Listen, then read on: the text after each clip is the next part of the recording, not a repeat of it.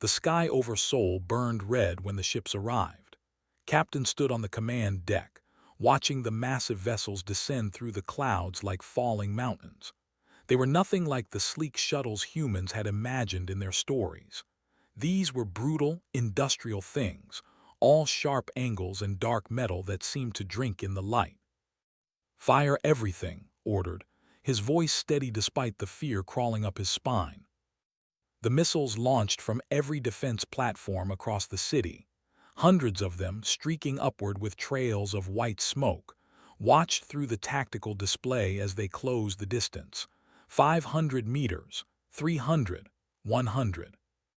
Then they hit the invisible shields and exploded harmlessly, like fireworks against glass. The alien ships didn't even slow down. They descended into the city, and from their bellies poured machines, walking tanks with weapons that turned buildings to dust. The screaming started then, echoing through the communication channels. Gripped the edge of his console, watching his city die in real time. "All units fall back to," his words cut off as the building shook.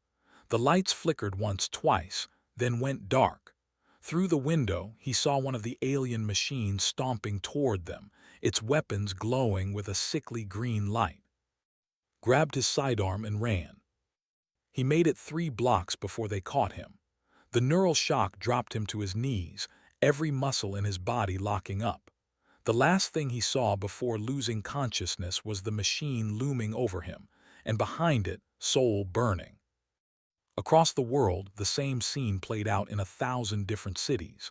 In the Australian outback, Commander watched his entire Special Forces unit get wiped out in less than 20 minutes. They had set up an ambush in the Red Desert, using every trick they knew. It didn't matter. The alien scanners saw through their camouflage. Their weapons punched through their body armor like it was paper. Was the last one standing. He fired his rifle until it clicked empty, then dropped it and raised his hands. The aliens didn't speak. They just pointed their weapons at him and gestured. "Walk." He walked. The processing centers appeared within days. Massive structures that the aliens assembled from orbit, dropping them piece by piece until they covered entire city blocks.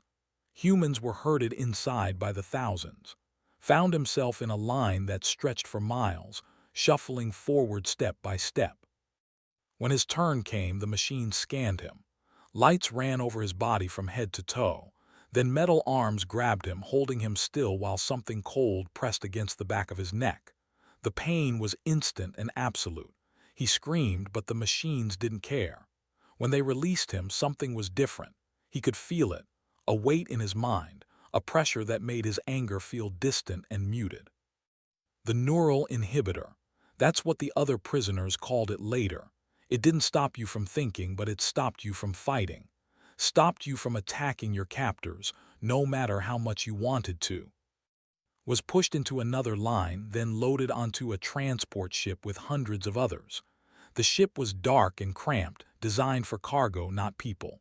They stood pressed together, swaying with the movement of the vessel. Nobody spoke much. What was there to say? In another transport, found himself next to a young woman who was muttering calculations under her breath. Her name was Na, and before the invasion, she had been an engineer at a fusion reactor. On his other side stood a tactical officer from the Navy who kept studying the walls of the ship, memorizing every detail. "Stop that," whispered to him. "They'll notice." "Let them notice," whispered back. "I'm already a slave. What else can they do?" The transports took them off Earth, out past Mars, past Jupiter, all the way to a system humans had called Arcturus. The mining colonies orbited a massive gas giant, dark moons rich with minerals the aliens wanted.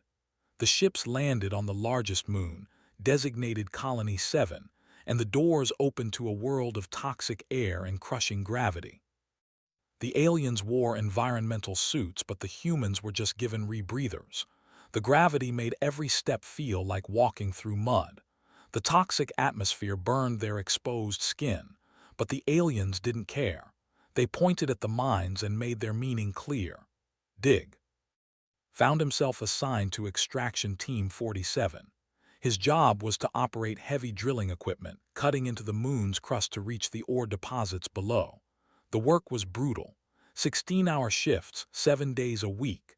The equipment was alien, covered in symbols he couldn't read, but the guards taught him through pain. Touch the wrong control and the neural inhibitor would send a shock through his spine. Do it right, and the pain stayed away. He learned quickly. They all did. Null was assigned to maintenance, keeping the drilling equipment functional. She watched everything, her engineer's mind cataloging every detail of the alien technology.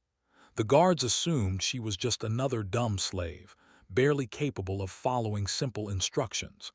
They didn't notice how her eyes tracked every circuit, every power coupling, every connection. Ended up in logistics, moving cargo containers from the mines to the processing centers.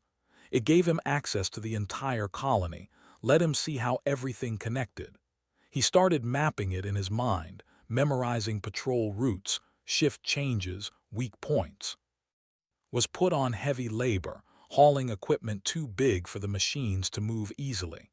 The work destroyed his body, but it made him strong, and it put him in contact with hundreds of other workers from dozens of different teams.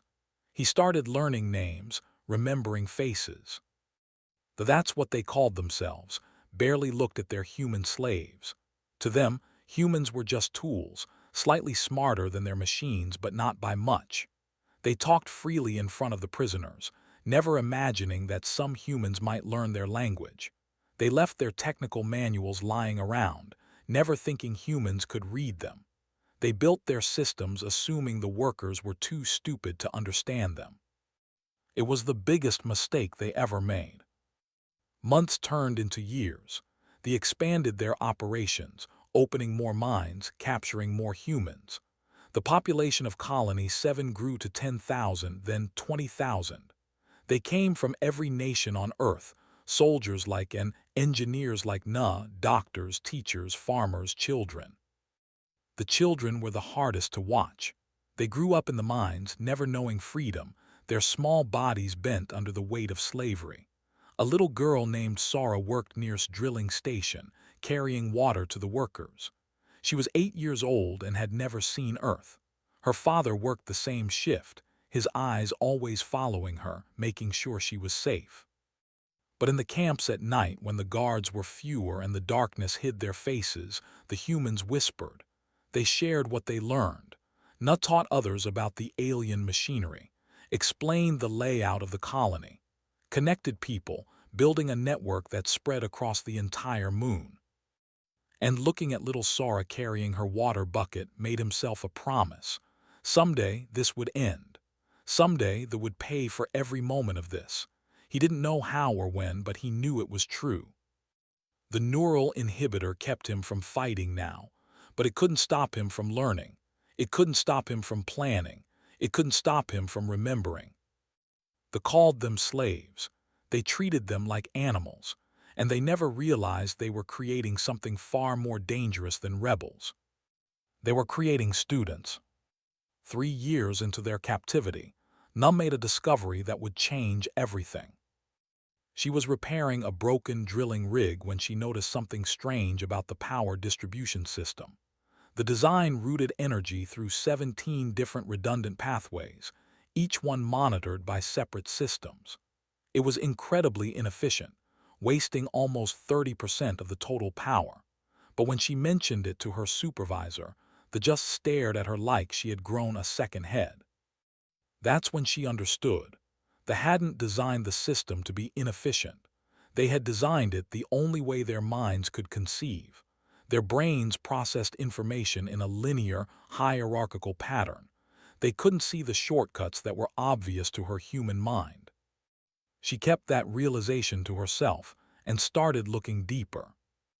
The maintenance manuals were kept in open storage, available to any worker who needed them.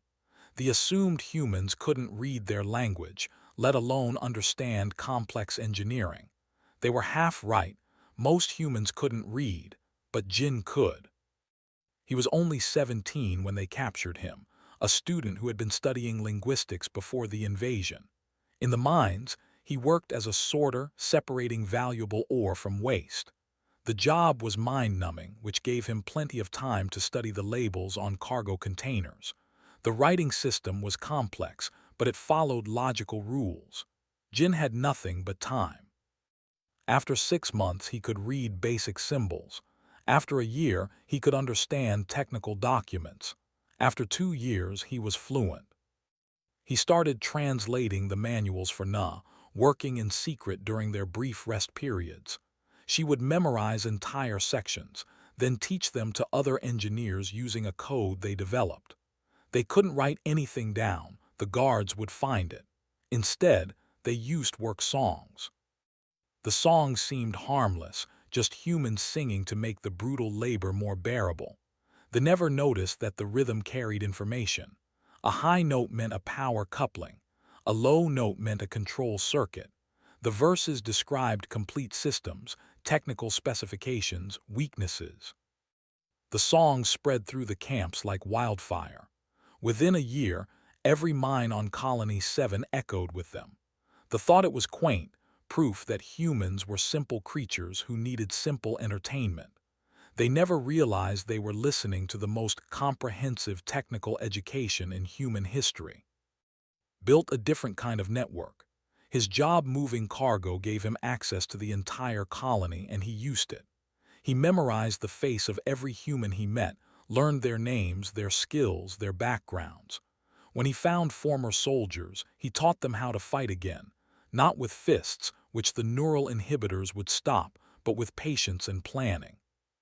They practiced in their minds, would describe a scenario, and they would talk through the tactics, how to take a guard post, how to breach a door, how to coordinate across multiple teams.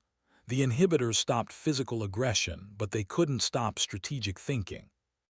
Was a doctor before the invasion, specializing in biochemistry. In the mines, she worked in the medical bay, treating injuries and illnesses that they considered too expensive to fix with their own technology. They gave her access to their medical databases, assuming a human couldn't possibly understand advanced xenobiology. She proved them wrong. Spent every spare moment studying physiology. She learned that they had 3 distinct castes: workers, soldiers, and commanders, each with different biological features. The commander caste was the most interesting. They produced pheromones that others instinctively responded to, a chemical language that reinforced the social hierarchy. The pheromones could be synthesized, and they could be weaponized. She kept her research hidden, using medical terminology that the guards couldn't understand even with their translators. She recruited other medical staff, teaching them through careful demonstrations. They started collecting samples from guards, tiny amounts taken during medical examinations. The guards never noticed. His contribution was understanding the big picture. His logistics work showed him how the entire operation functioned. He saw that they ran everything on strict schedules, never deviating from established patterns. They believed in order, in hierarchy, in following procedures precisely. It made them predictable.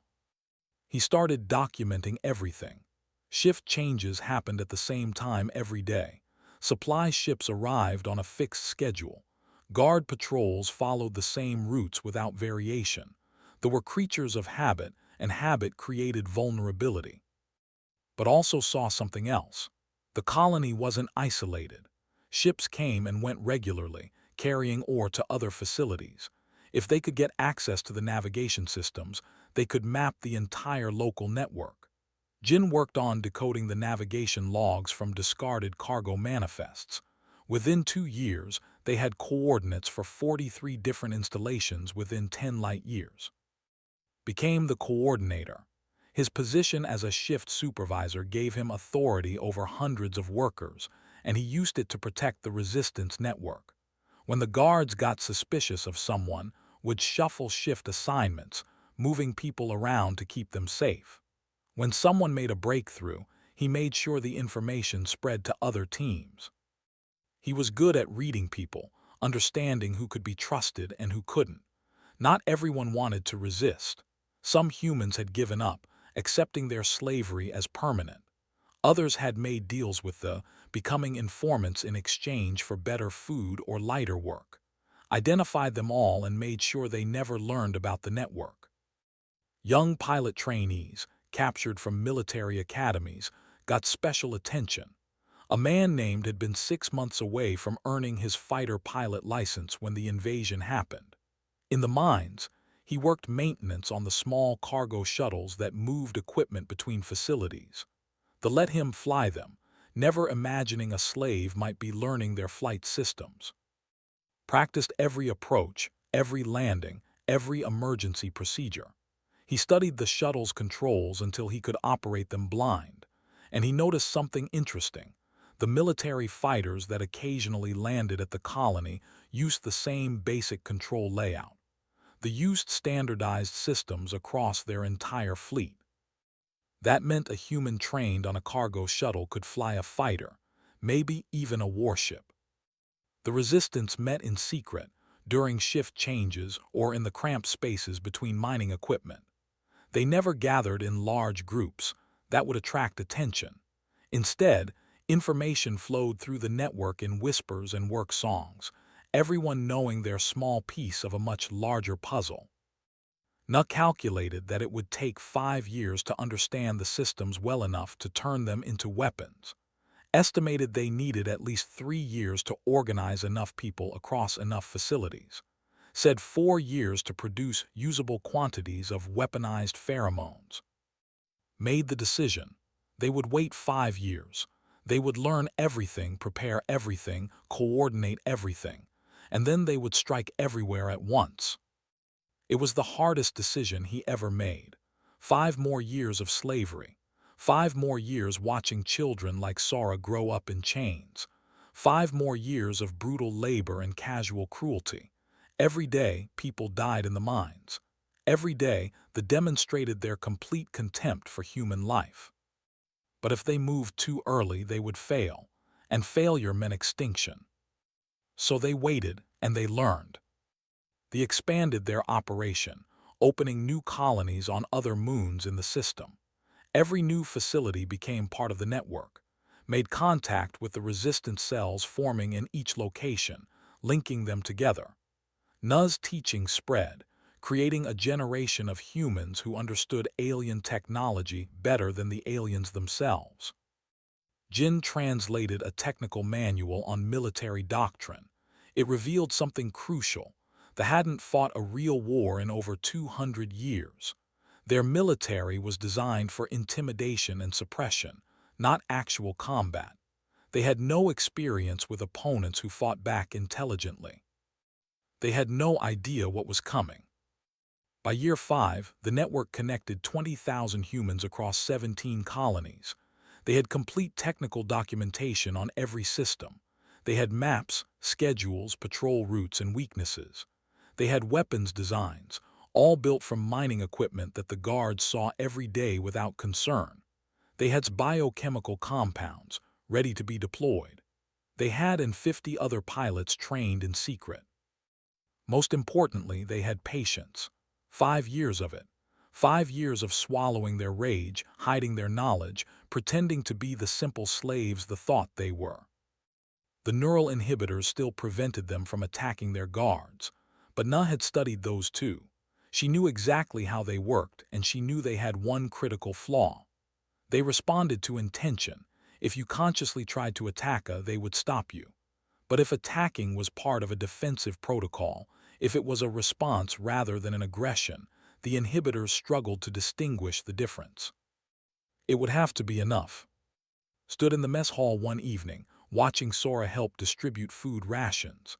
She was 13 now, tall and thin, her childhood stolen by slavery. Stood nearby, his eyes never leaving his daughter. Soon thought, very soon now. The announcement came without warning on a cold morning in year 5. All workers were ordered to the central assembly area immediately. Felt his stomach drop.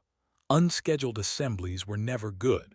He joined the stream of humans flowing toward the colony's main platform, thousands of workers shuffling into formation under the harsh lights. The commander stood on a raised platform, flanked by guards. His translator device crackled to life, broadcasting his words in flat, emotionless human speech. This facility has experienced a decline in productivity over the past quarter. Analysis indicates the cause is an excess of non-productive units consuming resources without contributing adequate labor value. His hands clenched into fists. He knew where this was going. Efficiency protocols require the elimination of resource-negative elements. All units below minimum productivity thresholds will be terminated. This is a demonstration of proper resource management.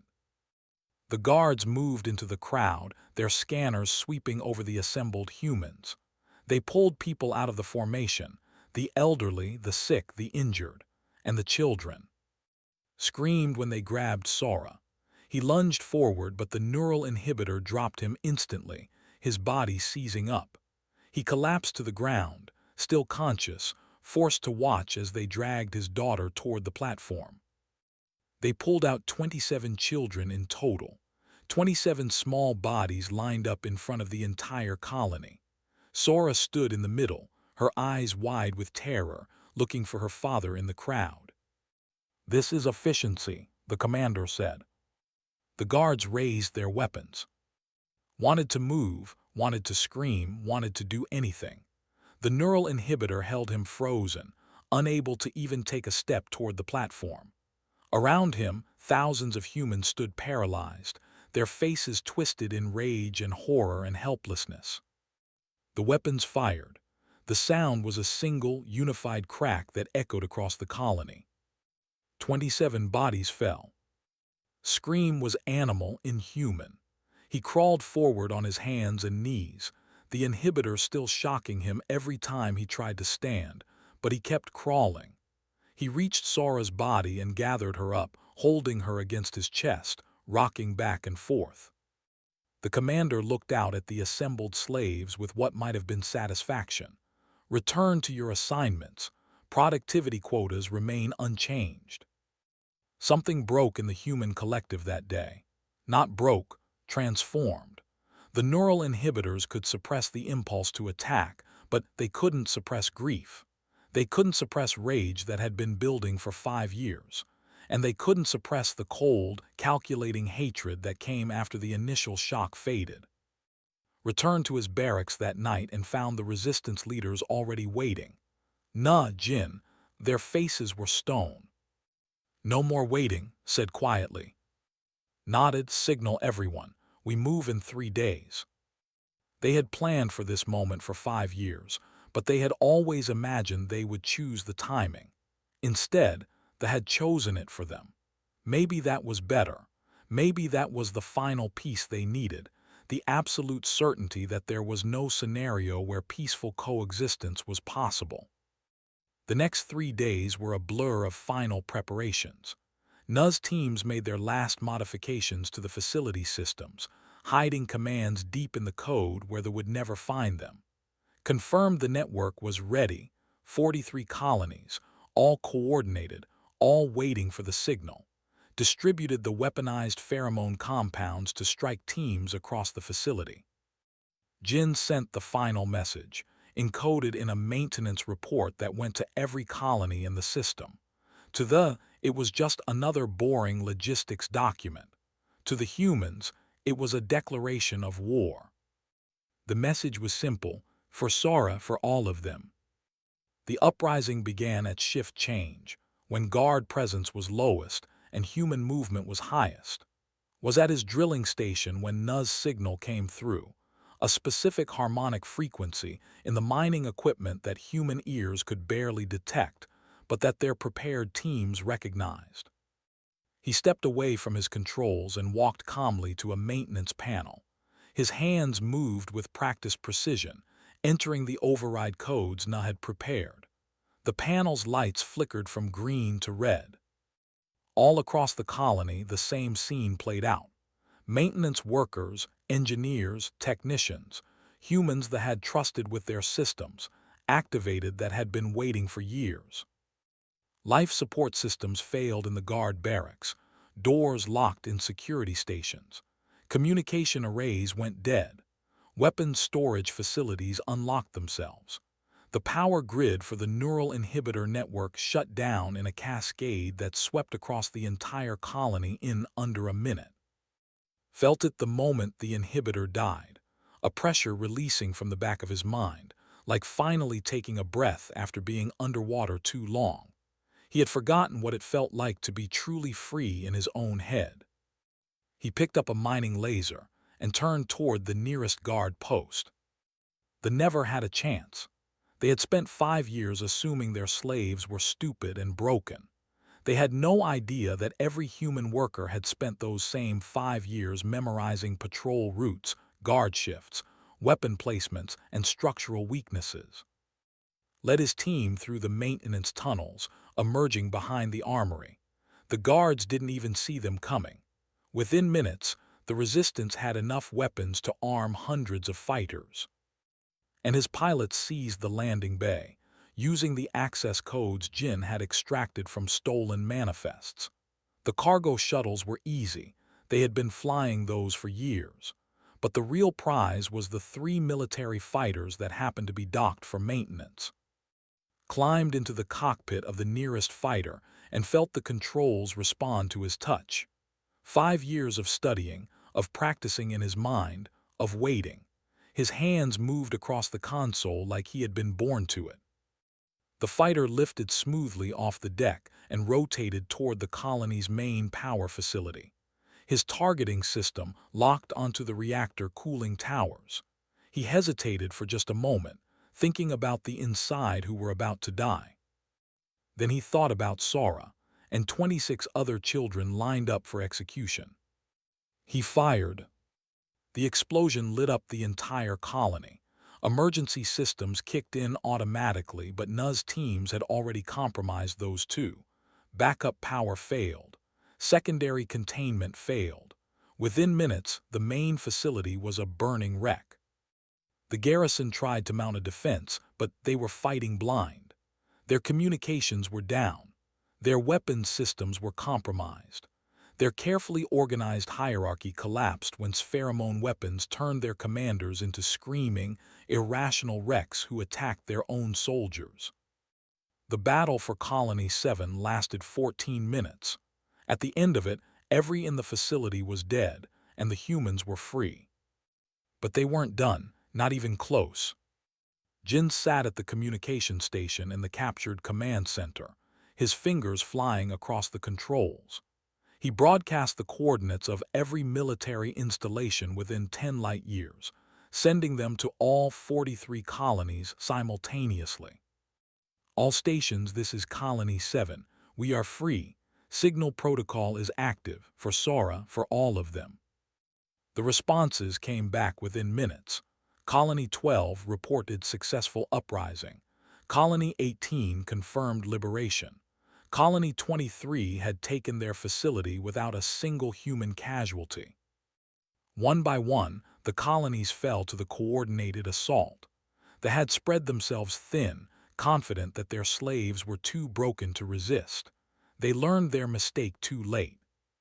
By the end of the first day, 38 colonies were in human hands. The remaining 5 fell within the week. Stood in the command center of Colony 7, looking at the tactical display showing friendly positions across the entire system. Stood beside him, along with the other resistance leaders. They'll retaliate, said quietly. This was just the local garrison. They have real military forces elsewhere. Let them come, Na said. Her voice was cold, nothing like the gentle engineer she had been 5 years ago. We've had 5 years to study their systems. We know their weaknesses better than they do. Pulled up a bioscan of a captured officer. I can have production scaled up on the pheromone weapons within a month. If they send soldiers, we can turn their own biology against them. Was reviewing the captured fighters and shuttles, calculating their combat effectiveness. We have 72 combat-capable craft now. Not enough for a major fleet engagement, but enough to make them bleed. Jin looked up from his communication station. I'm picking up encrypted transmissions. They're mobilizing a response fleet. Best translation suggests 60 capital ships, maybe more. The room went quiet. 60 warships against barely armed former slaves flying captured shuttles and fighters. The odds were impossible. Thought about Sora, about still holding his daughter's body in the memorial they had built. He thought about 5 years of slavery, of watching children grow up in chains, of swallowing rage day after day after day. Good, he said finally. We wanted them to come. We need them to come. Because if we only free ourselves, then we'll just find another species to enslave. We end this here or we don't end it at all. Nodded slowly. Then we prepare. We have maybe 2 months before their fleet arrives. 2 months to turn this entire system into a trap, Na said, already working on calculations.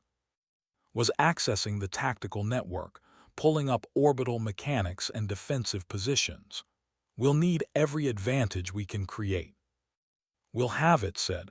They taught us everything we needed to know. They just didn't realize they were doing it.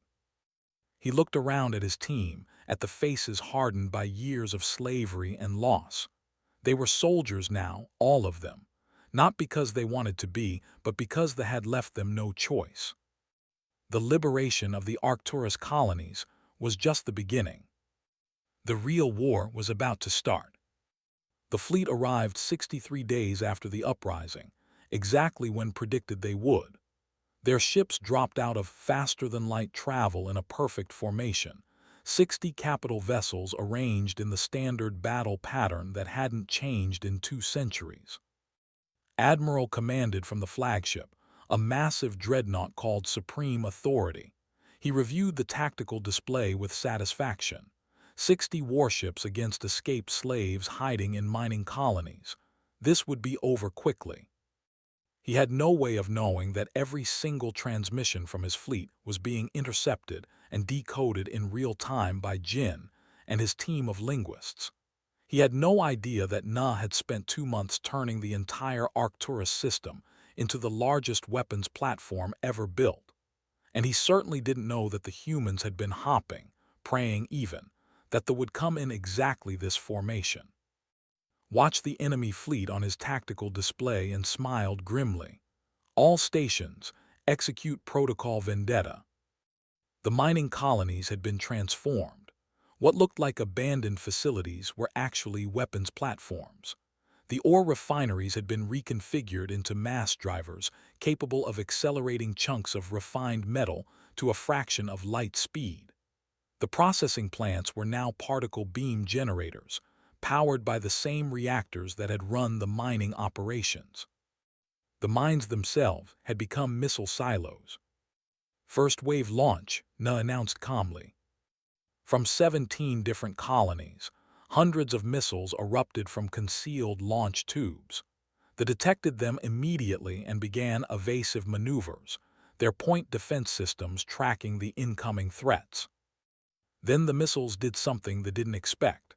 They changed course mid-flight, not following ballistic trajectories, but actively maneuvering with the help of guidance systems Na had built from stolen components. The first impacts hit 3 destroyers on the fleet's outer edge. Shields absorbed most of the damage, but the explosions forced the ships to break formation. That's when the mass drivers opened fire. Chunks of refined titanium, accelerated to impossible speeds, tore through space faster than the sensors could track them. 2 cruisers took direct hits, the kinetic energy punching through their shields and hulls like they were paper. One broke apart immediately. The other spun out of control, venting atmosphere. Admiral stared at his tactical display in disbelief. Slaves shouldn't have this kind of firepower. They shouldn't have this kind of coordination. All ships return fire. Destroy those mining facilities. The fleet opened up with its massive weapons batteries. Energy beams carved through space, impacting the colonies in brilliant explosions. Entire sections of the mining facilities vaporized under the assault. But the colonies were already evacuated. Every human was either in the deep shelters or aboard the captured ships that were destroying empty buildings. Second wave ordered. This time it was turn. He led a squadron of 70 captured fighters out of hidden positions behind the system's gas giant. They detected them immediately but dismissed the threat. What could a handful of small fighters do against capital ships? Everything, as it turned out. Had spent 2 months studying the captured fighters, learning every detail of their systems. He knew that shield technology operated on a rotation cycle, constantly shifting frequencies to prevent overload. The rotation happened every 6 seconds, following a predictable pattern. For 5 seconds, the shields were impenetrable. For 1 second during the frequency shift, they were vulnerable. They had never noticed this flaw because their military doctrine never questioned their own technology. Their pilots didn't practice the kind of precision timing required to exploit it, but had trained his human pilots for exactly this scenario. All wings on my mark, wait for the cycle, wait, now. The fighters dove at the cruiser in a coordinated strike, all of them firing at exactly the same instant. Their weapons hit during the 1-second vulnerability window, punching through the shields and raking the hull. The cruiser's point defense came online, but the fighters were already gone, scattering in a pattern that targeting systems struggled to predict. Human pilots didn't fly in neat formations. They improvised, adapted, and took risks that combat doctrine considered inefficient. It made them almost impossible to hit. Squadron made 3 more attack runs, each time exploiting the shield rotation cycle. By the 4th run, the cruiser was venting plasma and falling out of formation. Admiral watched in growing horror as his fleet took damage from opponents who shouldn't even have weapons.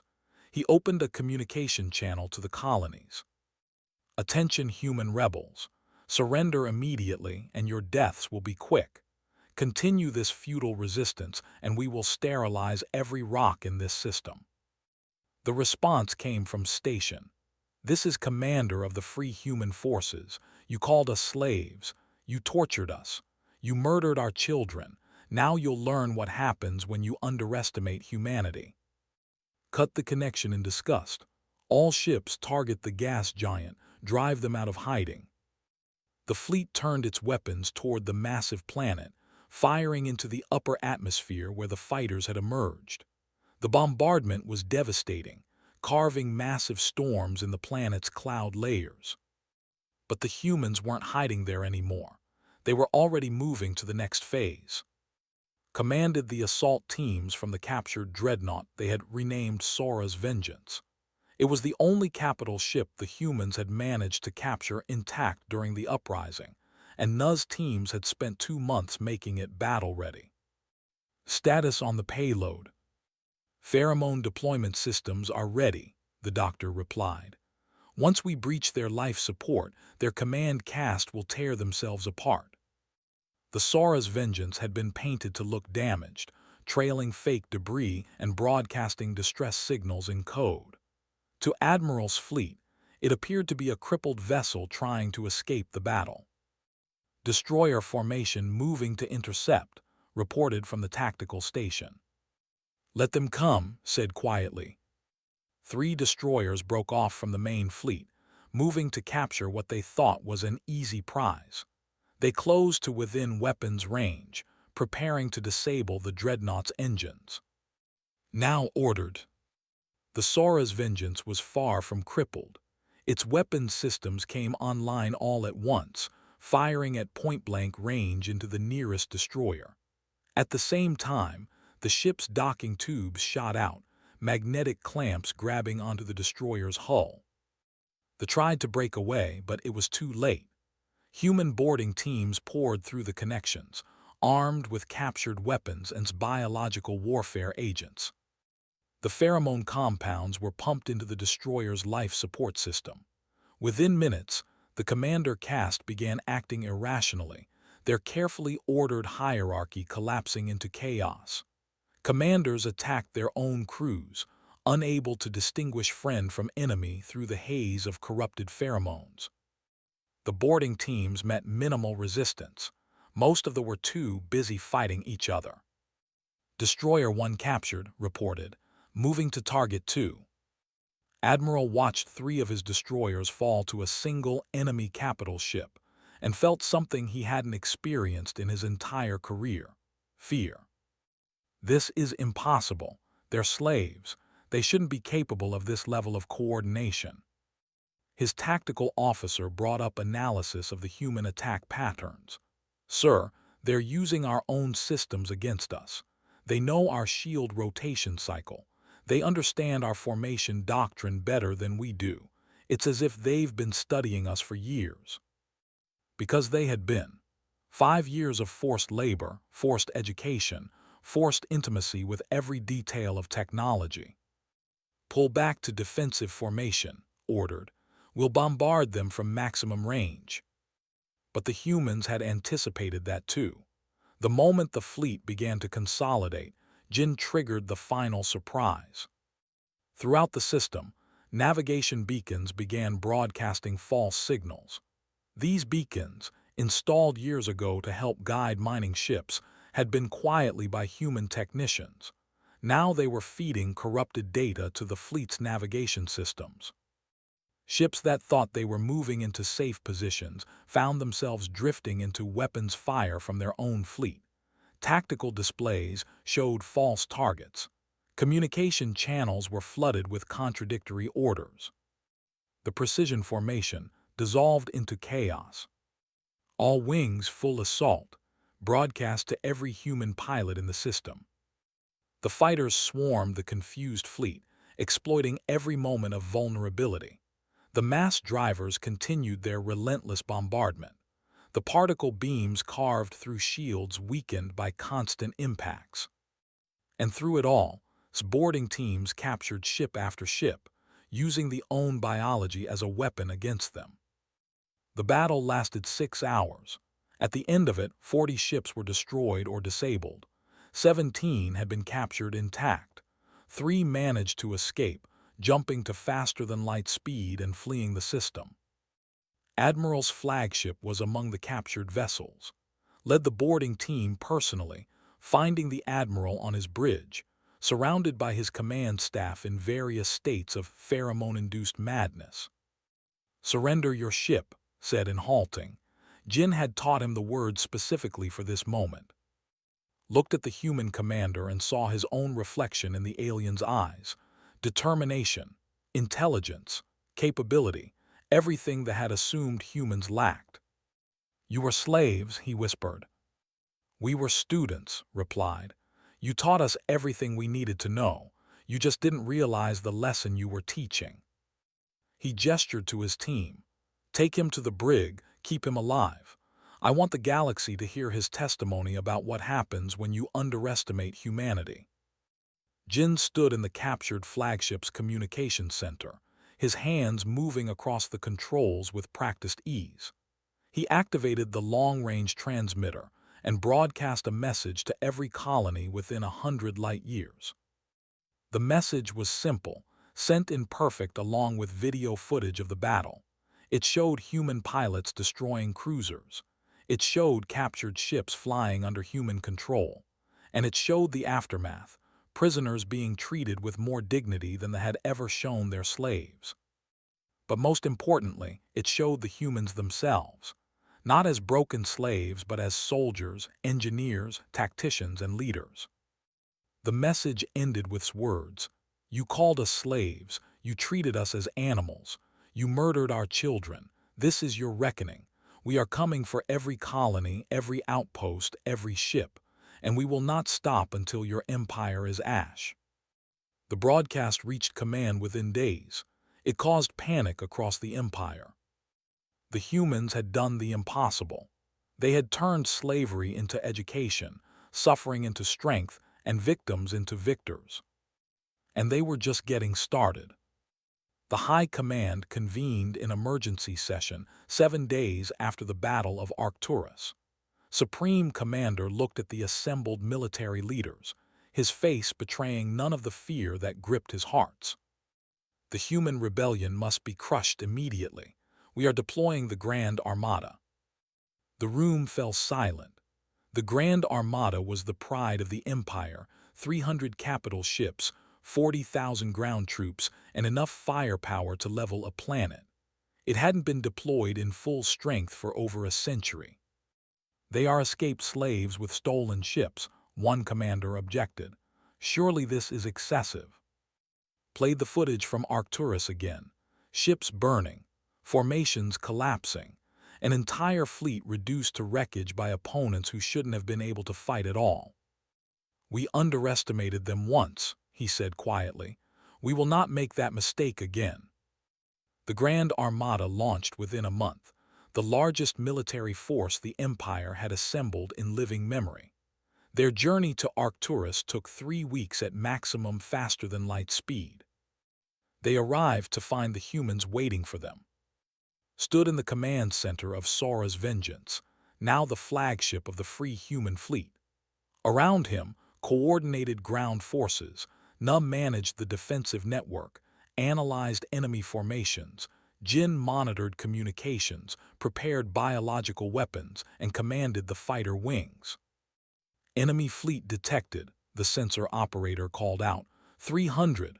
No, 312 capital ships. They brought everything." "Good," said calmly. "Protocol Vendetta, full deployment. Today we teach them the final lesson." The Arcturus system had been transformed over the past 2 months. Every moon, every asteroid, every piece of debris was now part of an integrated weapons network. The mining colonies had been expanded and reinforced. Captured ships had been repaired and modified with human innovations. Most importantly, the humans had learned. They had studied every second of the Battle of Arcturus, analyzing what worked and what didn't. They had expanded NU's discoveries, finding new vulnerabilities in technology. They had trained thousands of new pilots, soldiers, and technicians. They were bringing their full military might. The humans had spent 2 months preparing for exactly that. "All stations report ready," announced. "Ground forces in position, boarding teams standing by, pheromone weapons loaded and ready. Fighter wings ready," added. "All pilots know their targets." Nu pulled up the tactical display. Defensive grid online, mass drivers charged, particle beams ready, surprise packages deployed throughout the approach vectors. Studied the enemy formation. They're coming in the standard battle configuration again. 3 waves, command ships in the rear. They learned nothing from Arcturus. "Why would they?" said. "They've been using the same tactics for 200 years. They can't imagine anything else working." Jin picked up an incoming transmission. "They're hailing us. The Supreme Commander wants to offer terms." "Put him on screen." Supreme Commander appeared, his alien features arranged in what might have been contempt. "Human rebels, you have one opportunity to surrender. Lay down your arms, and we will consider limiting the executions to your leadership only." Leaned forward. "Supreme Commander, you came here with 300 ships to crush a slave rebellion. Do you know what that tells me?" His expression didn't change. "It tells you that you face overwhelming force." "No," said quietly. "It tells me that you're terrified. You brought your entire military because you finally understand what we are. But it's too late. You had 5 years to learn this lesson. You chose to murder children instead." He gestured to his crew. "We are the survivors of your camps. We are the slaves you beat and starved. We are the students you accidentally created when you gave us access to your technology. And we are going to reduce your armies to ash." His face twisted. "You are animals pretending to be sentient. Your defiance ends today." "We'll see," said, and cut the transmission. The fleet advanced in 3 waves, exactly as predicted. The first wave consisted of heavy cruisers and destroyers, meant to absorb the defensive fire and wear down the human positions. They ran straight into the minefield. Na had spent 2 months placing thousands of improvised mines throughout the system's approach vectors. Not sophisticated designs, but simple human engineering, metal containers filled with refined ore and basic explosives, programmed to detonate when they detected the specific energy signature of shields. The first wave lost 30 ships before they even saw the human defenses. The second wave adjusted course, trying to navigate around the minefield. That's when the particle beams opened fire from positions they hadn't detected. The beams were powered by the colony's reactors, far more powerful than standard ship weapons. Another 20 ships fell out of formation, their shields overwhelmed. The third wave, containing the command ships, held back while the first 2 waves tried to clear a path. That gave his opportunity. All wings execute strike pattern Delta, target the command ships.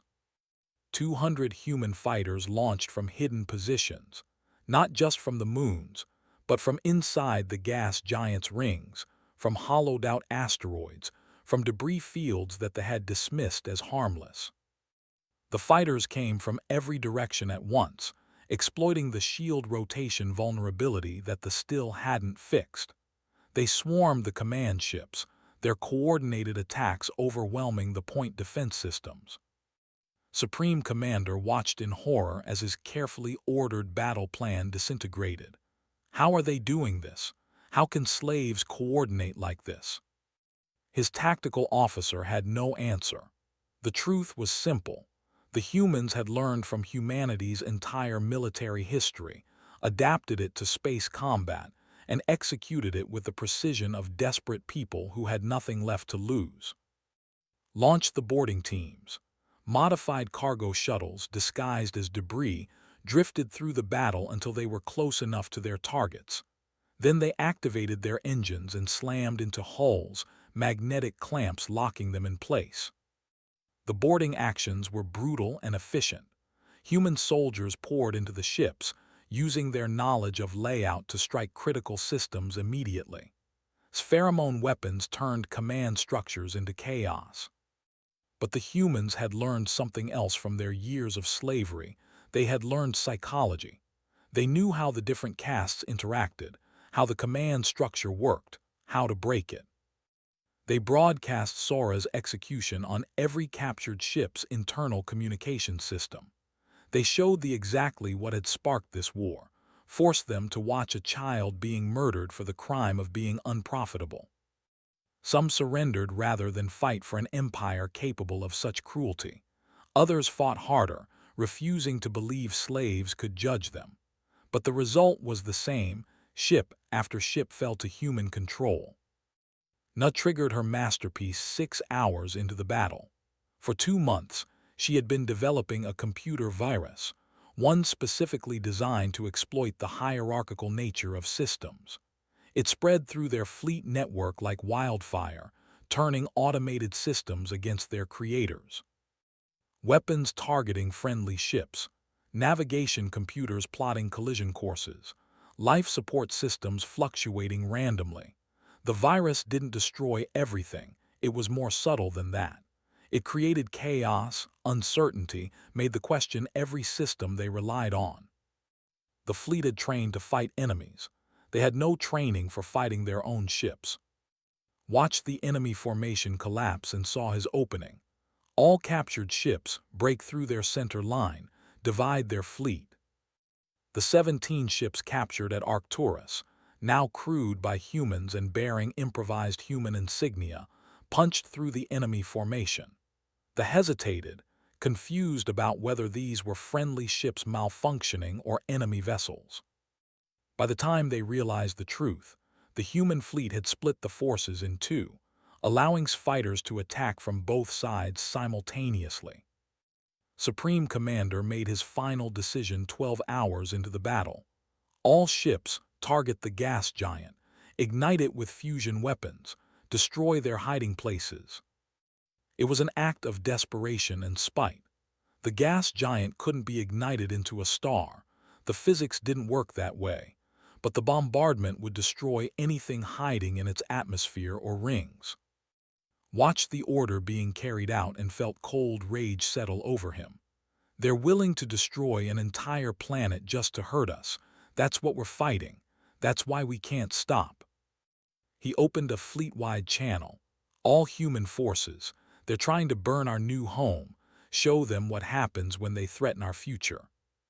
The response was immediate and total. Every human ship, every fighter, every weapons platform in the system focused on a single target, the flagship. The Supreme Authority tried to maneuver away, but had positioned boarding teams on asteroids throughout the system. They launched simultaneously, dozens of small craft converging on the flagship from every angle. The point defense took out some of them, but not all. Boarding teams crashed into the hull, cut their way inside, and fought through the corridors with the fury of people who had spent 5 years dreaming of this moment. Led his team to the bridge personally. They burst through the door to find Supreme Commander surrounded by his staff, weapons drawn. "You will not take this ship," declared. Looked at him with cold eyes. "We already have." Pheromone grenades filled the bridge. The command-cast officers turned on each other within seconds, their carefully controlled hierarchy dissolving into violent chaos. When it was over, stood alone, his weapon fallen from his hands. "You were supposed to be slaves," he whispered. "We were," said. "You made us that way. You taught us your technology while beating us. You gave us access to your systems while starving us. You showed us your weaknesses while thinking we were too stupid to notice. Every moment of cruelty was a lesson, and we learned well." He gestured to his team. "Take him alive. The galaxy needs to hear what he has to say." The Battle of Arcturus lasted 18 hours. Of the 312 ships that arrived, 97 were destroyed, 143 were captured, and 72 escaped. The military never recovered. Over the next decade, human forces systematically liberated every slave colony, destroyed every military installation, and dismantled the empire piece by piece. They freed dozens of other species who had suffered under rule. Some battles were won with weapons. Others were won with broadcasts, showing the liberated slaves, the captured ships, the testimony of commanders admitting their crimes. The psychological impact was devastating. The empire, built on the assumption of their own superiority, crumbled when that assumption proved false. 10 years after the uprising, Jin stood before the Galactic Council as ambassador of the Terran Coalition. The council chamber held representatives from 100 different species, all of them watching the human carefully. "The question before this council," the chairman said, "is what should be done with the remnants of the empire." Jin looked out at the assembled delegates. Some were former slaves, freed by human forces. Others were neutral powers trying to understand what humanity had become. "They enslaved us," he said simply. "They tortured us. They murdered our children. They believed we were animals, too stupid and broken to ever fight back." He paused, letting the words settle. "We reduced their armies to ash. We captured their fleets. We dismantled their empire. We consider the matter settled." The delegate, one of the few remaining from their collapsed government, spoke up. "The human violence exceeded." "Exceeded what?" Jin cut him off. "We fought with weapons you designed. We used tactics you taught us. We turned your own systems against you. Everything we did, we learned from you. The only difference is that we were better students than you ever imagined possible." He pulled up a holographic display, showing the memorial on Colony 7. Thousands of names carved into stone, with Sora's name at the top. "We will never forget what you did to us. We will never forgive it, but we will also never become what you were. The people will be allowed to rebuild, but never again as an empire, never again as slavers, and if they ever try," Jin's voice went hard as steel, "we will be watching." The council voted to accept the human terms. The empire became a client state, its military dissolved, its government restructured under galactic oversight. Humanity emerged as a major power, not through conquest, but through liberation. The freed species remembered who had saved them. The galaxy remembered what happened to those who underestimated humans. Years later, retired to a small colony on one of Arcturus's moons. He was an old man now, his body worn down by 5 years of slavery and a decade of war. But he lived to see children playing freely in the streets, human and alien alike, no longer afraid. He visited Sora's memorial often, standing before the wall of names in silence. Sometimes other veterans joined him, the ones who survived, who remembered. They didn't speak much. There was nothing left to say. They had been slaves, and they had been students, and they had been soldiers. Now they were just people trying to build something better than what they had destroyed. But they never forgot. The memorial stood as a reminder, a warning carved in stone for any who might follow in the footsteps. They called us slaves. We reduced their armies to ash. And we would do it again if we had to.